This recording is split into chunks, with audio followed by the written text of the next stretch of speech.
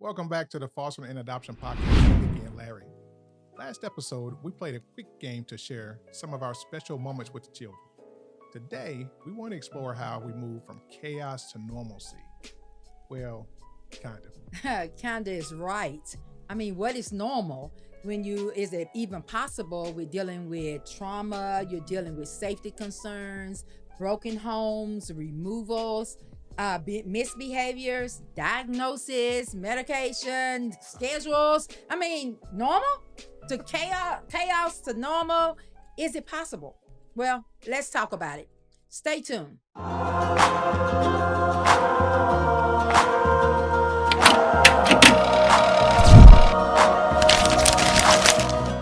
Before we discuss the movement from chaos to normalcy, let's discuss the definitions. Well, Webster defines chaos as utter confusion, just disorder all over. Normalcy is defined as, what is a standard, what is accepted. So using those two definitions, what is normal? That's a great question. Did any of us grow up in normal situations? Well, that kind of depends on each person's perspective.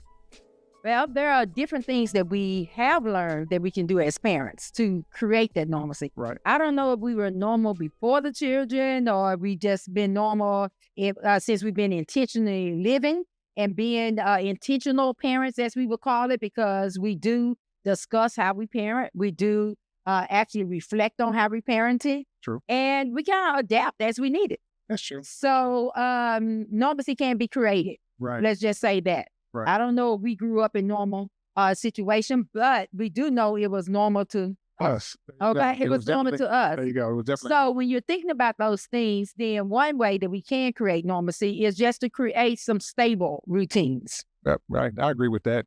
You have to be consistent with rules, boundaries, Right. rewards, and consequences. Oh, Yes, consequences. You have to provide a worthwhile reward to encourage the behaviors that you're seeking, for your children to have. right. Now, that made sense when we were younger parents. Because remember, we did get married in 1921. We had our children at 20? You were 23, 24, 25. I think I was like 21, 22, 23, something crazy like that. Right. But we had kids young. So we went on this journey saying, okay, God, what do you want us to do? We came up with this really cool reward system, we thought. We thought it was cool because our children were in middle elementary. You're right. Okay, so third or fourth grade was the oldest one. And we had a cool system. I bought all these little colored chips. Right. And I had, like the backgammon game you used to open up. It was silver. Oh, no, wait, don't age us like that. Okay, remember the old cops and robbers games where they go into, that's worse. Okay, that's right. Where you go into the bank and you opened up that silver case. There you go. So I bought a silver case. I think it was knives. I hate to say that, but there was something in there before. Maybe so. But we used it as our token system. So we had each one of the boys' names written there, and they had so many red chips, so many green chips, so many yellow chips, and so many white chips. Right. So the way we would use it is that if they received an A on the report card, they would get one certain color chip that was worth 50 cents. There you go. Another chip was probably worth $1, another a quarter. You all get it, right? Right. So the boys started earning these chips, and we were putting them in their little jars. Each boy had his jar with a name. I was that kind of mom. We were proud parents. Okay, still that kind of mom. And we would put their names on the jars and put all their tokens in it. So at the end of the month, the idea was they could cash in. There you go. And get real money, right? Right. And we would take them to the store, and there would be a big Super Saturday. All right. Our kids are our kids. You are.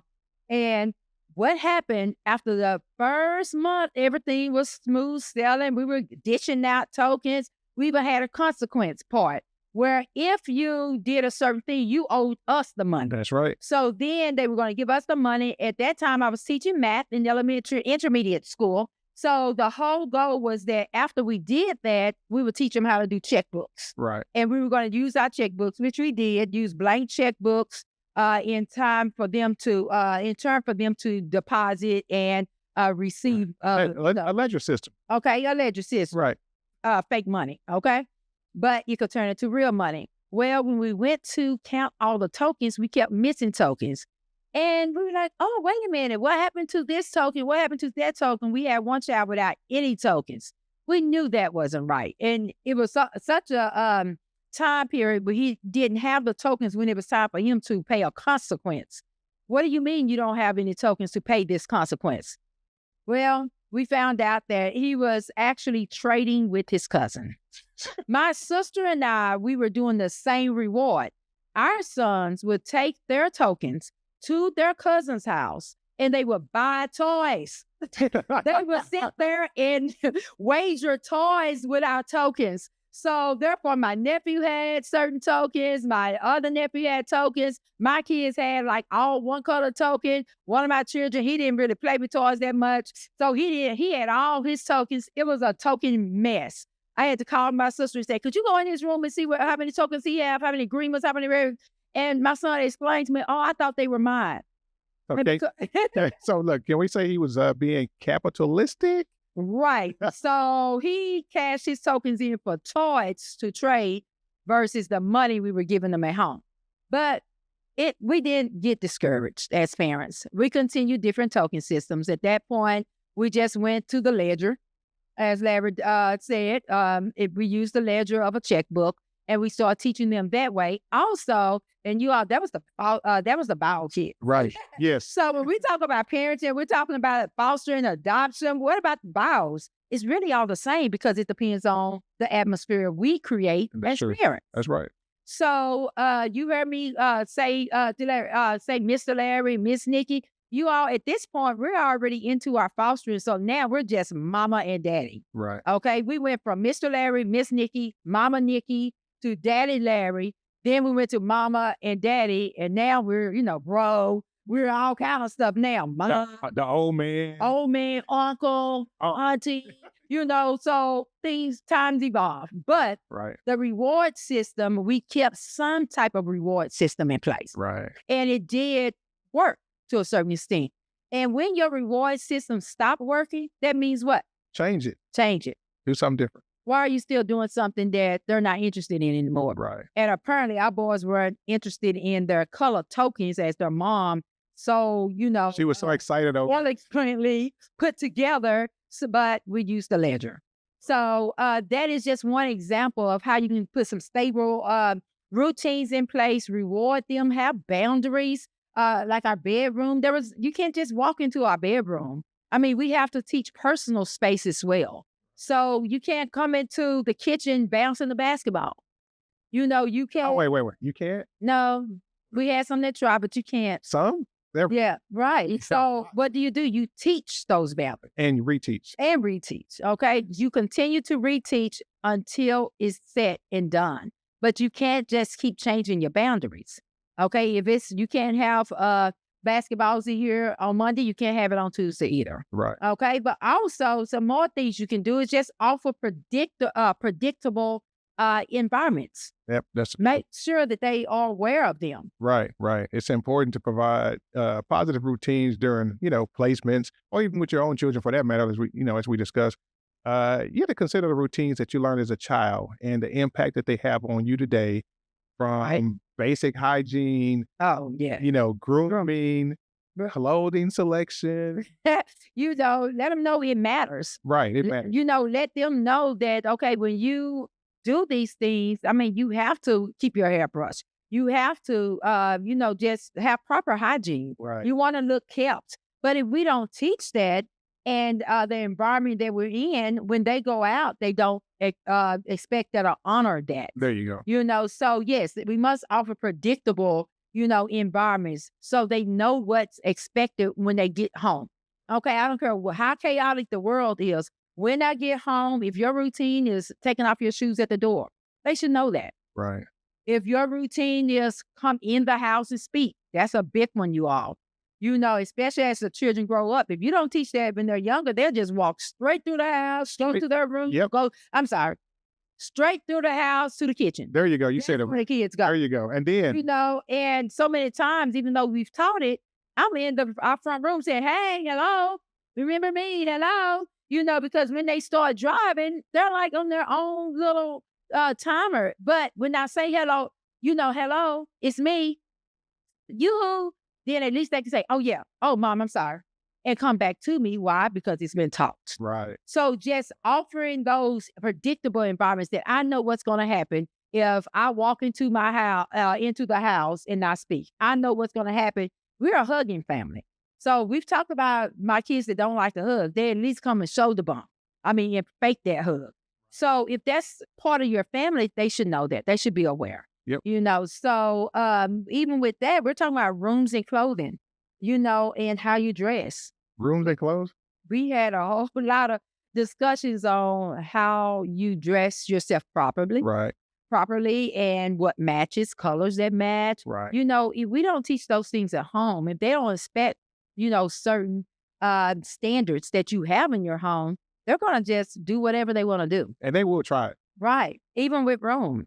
How many times as parents do we say, clean your room? Is it always clean? But the point is, do they know how to clean? We have one come home today that we're going to make sure she cleans her room. Oh. We have makeup stuff everywhere, but she's been taught it. So because we expect it and they don't do it, it doesn't mean that we just don't say it anymore. Right. Okay, you still have to uphold that standard. It's still a standard. So the standard is a standard. That's a saying in the house. And our parents did. Come on. They held us accountable for certain things, and we have to do the same for children. You always hear the cliche, oh, children love discipline. Some children love discipline. Some despise discipline. But is it good for them? I do see so. It is. They do need it if you know the definition of discipline. Discipline is to disciple them into the right direction. It's not punitive. It's not, oh, I'm going to get you. It's not revenge. It's going into a direction that's going to teach them how to govern themselves. That's good. Okay. So those are things that you want to make sure you put into place. Very sad story, but good story is that when our foster children first came is home, I noticed that after he took a bath, I walked into the room to make sure they had everything they needed. And all these clothes it was one set of clothes actually just folded up on top of towels. And I said, oh, is that your outfit for tomorrow? Because they were new to the home. I didn't, at that point, we're still kind of going through, the clothing inventory. And they said, oh, no, that's what I just took off. Is it neatly folded, you all? That was something that he learned in a shelter. Right. In the shelter, you're not able to wash your clothes every single night, or you don't have abundance of clothes. If you only have one or two outfits, he was taught to keep that outfit neat, to keep it where you can wear it the next day, to make sure that it was, presentable. Presentable, right. So that's what he was doing, even though it was dirty. So one of the first things before we finished our clothing inventory, when the children were placed was, oh, put that in the dirty clothes. This is your dirty clothes hamper. So I had to show them this, predictable environment. This structure here is for everything that you take off your body that's dirty, throw it in there. We'll wash it at the end of the week. Right. That made sense. Yep. To him at that time. Now, he was kind of reluctant because he wasn't sure. So it took a little while. But now, clothes are in the dirty clothes, even since he's on his own. There you go. And his own apartment, doing his own thing in another city. Yep. So make sure that you just teach environments. Teach, this is yours. This is what's expected. This is something that's predictable. You can expect it to be the same every single time. Right. Okay. Also, what about providing just normal childhood experiences? We're really big in experiences with our nonprofits, our ministries. Yeah. We want the children to experience what we call normalcy. That means sports, gymnastics, going to church. If that's what your family norm for your family, then that means it's normalcy within your home. So going to church, going to outings together, going out to eat, going to family celebrations, all those are childhood experiences that every child should have a little glimpse. Right. Hanging out with friends, sleepovers if it's possible. Right. Yeah, those are things that they should be able to do. Mm-hmm. And that's how you move from chaos to normalcy. Right. We're not saying that, your house would be shipshape, Oh, no, it's not. No, not at all. Oh, well. But you might have some days that seem like that. Right. Why? Because you're creating that standard. You're creating that expectancy. And that's the definition of normalcy. Right. It's not perfect. No. It's not going to be perfect. But you have to be consistent. Right. and very, very consistent, because what's going to help out that chaos, when you provide those normal childhood experiences, then what you're doing is actually countering the trauma they already dealt with.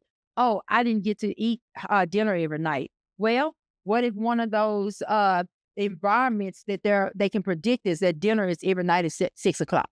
We eat dinner in the dining room. We eat dinner at the kitchen table. If they know these things are going to happen, then now we're countering all that trauma of not being fed every night. Okay. So even with that, another thing is just plain safety. We take it for granted. True. We just feel that, okay, just like a chair. If I walk into a room and I sit down and check chair, how many of us actually take time to see if it has 4 legs or the 2 legs, if it's sturdy? How you mean if wobbly and right? If it's going to drop you a little further? We don't. We just take safety for granted. That's true. That is so true. But when you come from a traumatic situation, when you come from unfamiliar environments, when you come from fear, right? Okay, or let's just say when you're removed from what you know.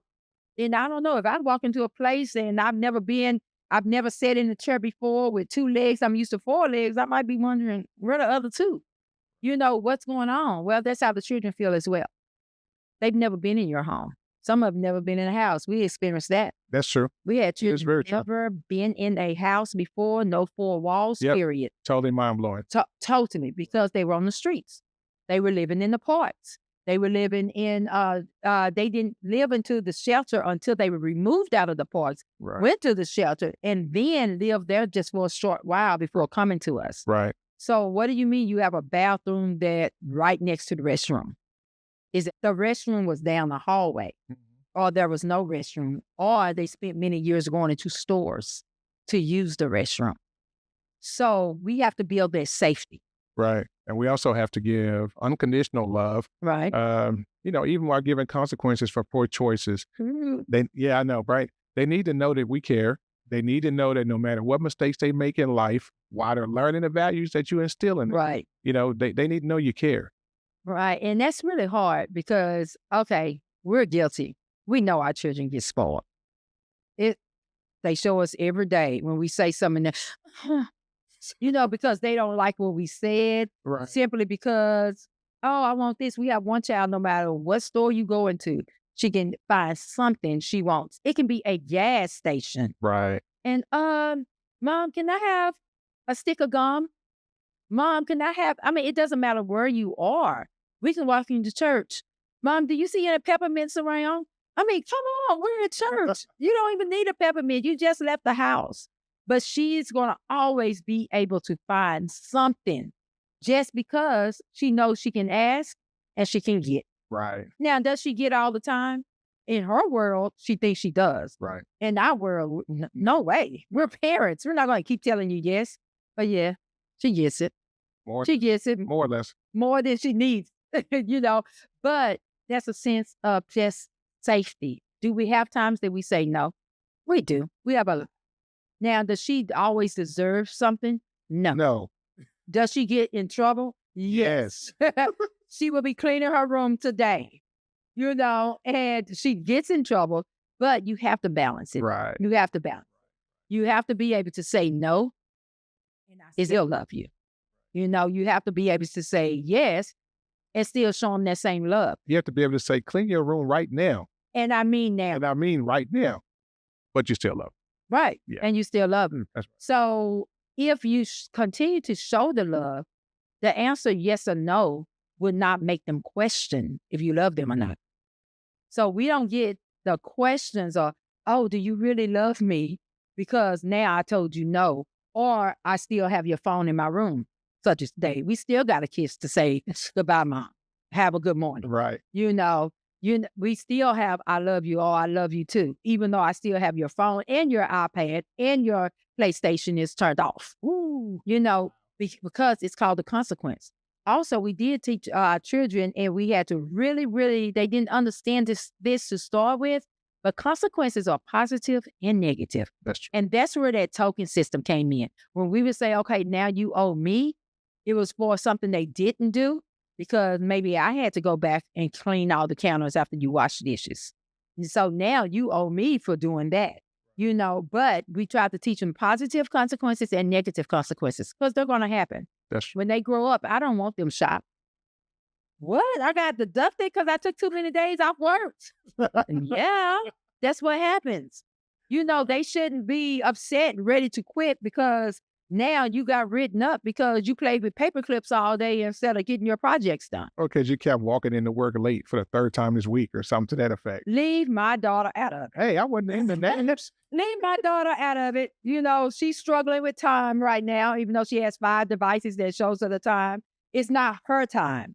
So we're still working on those things. But college will get her. Oh, for sure. Oh, we think. Right. No, she's smart enough to just change the hours of her classes. Right. That's it. So safety is very important. They have to learn really early, as soon as you can teach it. Life is not fair. It's not fair. And it's hard, but it's easy to teach with a big family. That's true. Because one thing we hear a lot every now and then, we heard a lot a long time ago was, well, what about them? What about that person? What about that person? Everyone's not the same. Right. And unfortunately, it's not going to be fair, but it has to be fair to you, fair to that person. So it's very, very important that we teach that and that we teach, that everyone has consequences. It might look a little different. Right. Depending on age, depending on situation. Depending on personalities. Right. There you go. Personalities are really big time. So we have to, kind of develop that safety. We got to tailor things towards each individual. Because at the end of the day, some, they may not care. One may not care about something. It may not affect them. Right. Another one, you may get home with that one. Mm-hmm. So. And it's not that, oh, well, you love them more. Now, that's one thing I'm really grateful to God that we never heard from our children. You love her more than me, or you love him more than me. We've never been compared to love. It has been wait a minute, that's not fair type situation. Or why does she have hers? Or why can she stay up later and I have to go to bed earlier? Right. Because she's 10 years older than you? Because she earned the privilege. Whatever it may be.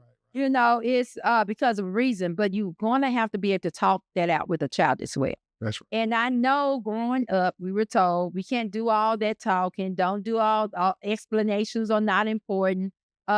What child shouldn't say why. Come on. Now we teach in psychology classes, it's okay to say why. It's healthy to ask why, so you will know. Hold on. Is it healthy for the parents to have to explain why? That's what we're talking about. Yeah, I guess so. Should you? Well, if you don't want to discuss it 20, 30 more times, you might want to give that child an explanation because children are now fed so much information. That is. When we withhold information, that's when it seems like, wait a minute, you must be hiding something. Right, that's true. Especially with dealing with children with trauma. Right. If we cannot share what is going on, I'm not saying you have to expose all your tricks, parents, but I am saying please make sure the child understands what is going on and why it's happening. Right. That way, they're more or less likely to do it again if it's wrong. Or maybe we can just trigger a thought if it's wrong. We want you to think. We want you to be self-thinkers, Yep. Be able to self-regulate. Be able to be self-sufficient. Right. And it has to start with giving me some information that I can hold on to. Okay? And what about belonging? Right. If you establish a environment where the child feel like they belong, then you're starting to create some normalcy. Right. Right. If you adapt interactions according to each individual, right. Look, they all had a difference in the communication styles. So you can't speak to one the way you speak to another. You're going to get tears if you do, stomps, loud outbursts, or the blank stare. Right. And no one wants to blank stare at your parent. And my favorite, the one that I really have to cut that conversation short with, is the snobbers. I cannot handle it. Just nodding every time I'm talking. What are you crying for? And then in between you, no. I mean, at this point, I'm distracted. I'm distracted from the whole situation. What were we talking about? And this child is boo-hooing, snot hanging down, hanging up, all on the hand. Now, you know what? The lesson is lost. Right. The lesson is totally lost. So when I start seeing that, I'm looking around for Larry. Where is what's going on? So you basically, you retreat? I'm like my son with the SOS letters. Help! Get me out of here. Because, I mean, you have to know who you're talking to. Right. And you have to know what level to talk at. Oh, absolutely. You know, where I've shared before, I had something like, Mom, can you bring that down? Or, why are you talking to me like that? You know, so we have to make sure that you know who you're speaking to, just like I wouldn't speak to you like I would speak to a child. Right. And one thing you don't want to do is you don't want to bring your own personal emotions into it. You know, you just want to be as neutral as is possible, you know, to give out the information. Look, here's what took place. Here's why I was wrong. Or, hey, here's why I was great. You know, you have to be able to do that. And like I said, you got to tailor for each individual. Right. And you have to give some grace. Oh, absolutely. You have to know, realize they're children. It really was not intent to harm you as a parent. It was not. This is something I had to learn early on because remember, I'm still aging and growing by having children and multiple children in the home at a very young age where I had to say, okay, it's really not about me. They're not attacking me. They don't know that I had to deal with so-and-so when I was growing up. They had no idea about my background. They're just in survival mode at that time. Right. Children, when they are questioned, when they are corrected, when they are redirected, some of them go straight survival. It's either a survival or flight. Or flight. Yeah. They're going to leave. Yep. So that's where you get that stare. And when you know that stare is coming, they're going to quickly find out how can I back away from this situation. Right. And that's what we don't want them to do. We don't want them to shut down. What you want to do is you want to allow for gradual compliance with your set of rules or with your rule structure in your home, you know, especially when, you know, you have new placements because, you know, their background, you know, and what they consider to be normal. Right. And sometimes they don't even have a structure. Once you determine and, you know, get to know them, you figure out, wow, they really didn't have a structure at all. Well, they've got to grow into that. They've got to adapt to your system that you're running in your household. So you have to be able to give them grace. Right. I mean, you said that gradual compliance. And our next episode, we're going to kind of talk about that compliance. Because we have one child, he's going to give you just compliance, but it's nothing into it right now. So you go through stages, you know, do you want somebody just to be compliant just because it's right? Or can you give me a little desired compliance? You know, there's so many different levels of compliance. A natural compliance? No, we have one child right now, he is straight compliance mode. Look, don't talk to me, I don't talk to you. You want me to do this? This is my routine. This is what you establish in the house. This is what we call that predictable environment. So let me walk in the house. Good morning. Hello. School was great. He has the answer before you ask it. You know, I'm going to go do my dishes. I'm going to go eat my snack. I'm in my room. Call me down when you want me to come eat. Chop. Bye, good night. And it's over. He's on autopilot. And, I mean, I'm literally calling the child back downstairs. Hello, can we really have a conversation? Oh, what do you want? And he's sitting there looking at me. And if I don't say anything, okay, thank you. And he's gone. Nothing rude. Not disrespectful. Nope, not at all. Just plain. Sir, ma'am, the whole 9 yards. Direct, boring clients. Yep. So we're going to go to desired. You know, make me feel like you want to come in. Make me feel like you want to talk. You want to give me a hug. You know, just. Like you might like me a little bit. Right.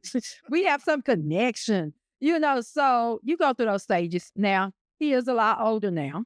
So he's going through his own, you know, stages. I'm going to be a big boy now. Right. You know, so you have to give him that grace and understanding because with everything that we actually talked about today, all of them require patience on both sides. For sure. The kids as well as us, because we're adapting. While we're adapting, what do you think the child is doing? They're having to readapt. Right. Because you taught me this way. Now we're going to readapt this. It's not that you changed all your rules now. It's called adaptation. There you go. Okay, I'm adapting to what's going on at the moment. It might be a holiday. It's not a holiday time off is different than a weekend time off. Yes. We just had one.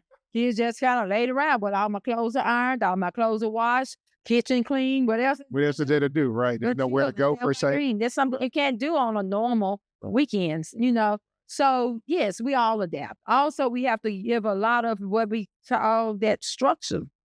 We have to stick with structure, no matter if it's a holiday or a weekend. Still has to be some type of structure, and that's on both parties. This is not just one way. Communication, both ways. So all parties have to deal with all those. All of them deserve and require the patience, the structure, so and that understanding. So I think that's very important as well. I think so. Look, can I allow for extra privileges? That was kind of hard to say as a parent. For outstanding work ethic. Hmm. Look, at the end of the day, we're caring for tomorrow's leaders. And so we need to equip them accordingly.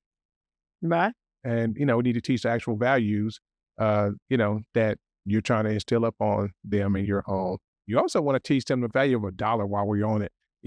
Take a trip to the grocery store, let them spend some of their own money and get ready to laugh. And get ready to laugh at They won't do it. how they won't spend their They will own money not do it. once they've learned their lesson. They will not do it. I've been embarrassed in so many ways with children spending their own money. I mean, we're talking about children who went into high school, and they should know better. But they had their own money for the first time. No.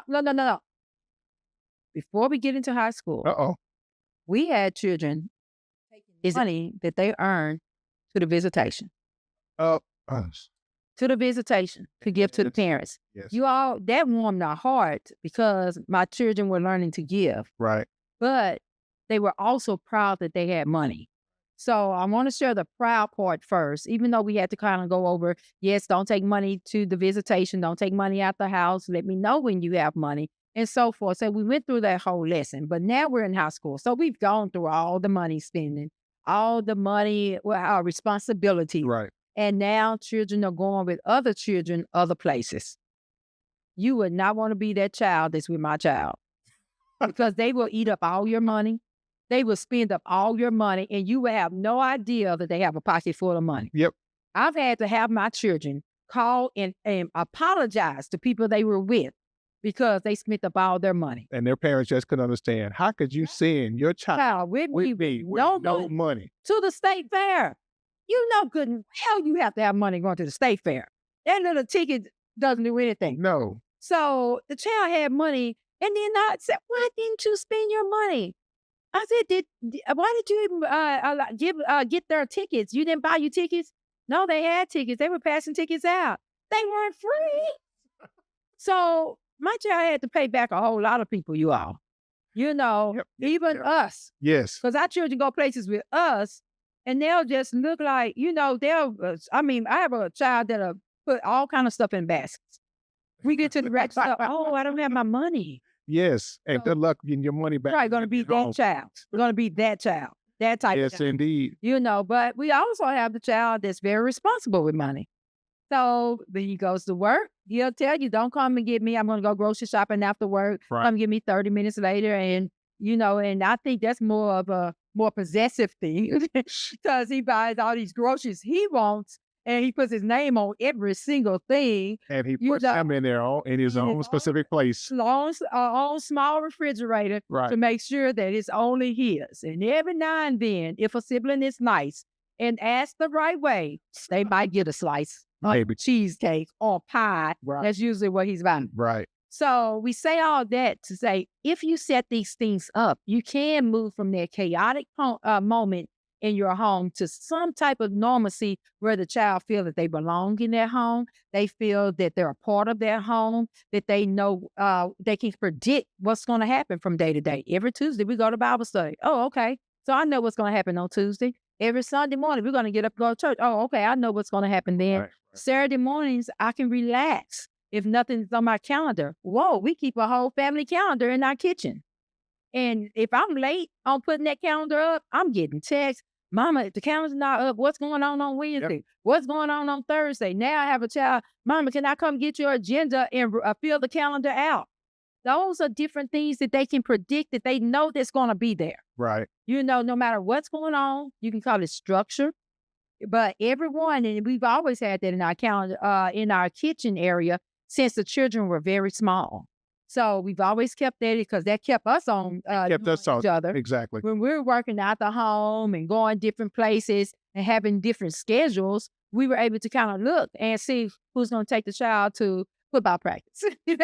Who had to go. You know that she's laughing, right? I did. Yeah. It's always amazing how she was never available. Yeah, there you go. Tuesdays and Thursdays. Oh, I'm so busy at work. I just can't make it home until after practice starts. Yeah. After practice. So it's those type of things that children grow up and then they start developing. And wouldn't it be nice if we had every child going to college with a calendar? Saying, woo, on at this time, Monday, Wednesday, Friday, I can take this 10 o'clock class. I'll take this 8 o'clock class. I can go work out at this time. I can study at this time. That's what we're trying to build in the child, even if it's just the work ethic. Right. That's what we want to build. So remember, your environment is what you create. It can be chaotic, or it can look a little normal, meaning they will know what to expect. That is some type of standard set in their house. But if you don't have that, what type of home will you create? Right. That's the question. That's the question. Thanks for tuning in to our Fostering and Adoption podcast. Let us know what's on your mind. Maybe there are some topics that you would like for us to discuss. Leave them in the comments and tune in to future episodes to hear what we're talking about. Remember to like, share, and subscribe. Join us next week to find out how life is now after 13 years in adoption. All right, see you then. Bye.